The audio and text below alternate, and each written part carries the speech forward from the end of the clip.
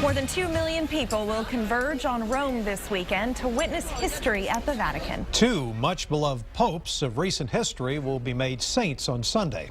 The ceremony will honor Popes John the 23rd and Pope John Paul II.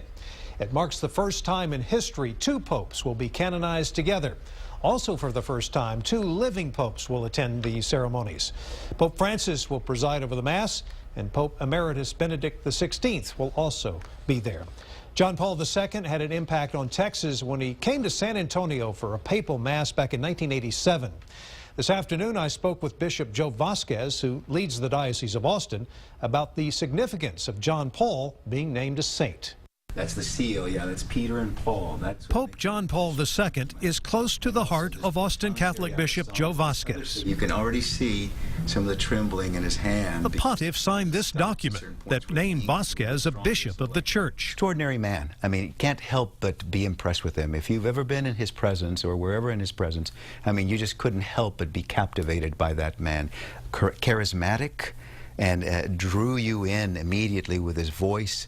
This powerful voice, and yet very comforting. John Paul started World Youth Days, where millions from around the world came together to learn more about their faith. The young really were taken in by his words, his message of hope, and always those words that he mentioned over and over again throughout his pontificate.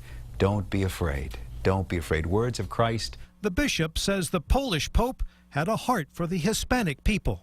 Kept going back to Mexico and putting his pontificate under the patronage and protection of Our Lady Guadalupe, which of course is great and admired and honored in among the Hispanics, particularly the Mexicans. The beatification of John Paul II comes on a special day on the church calendar, the Sunday after Easter, known as Mercy Sunday. God's mercy is for everyone, not for the Catholics, not for those who are Christians, but for the entire world.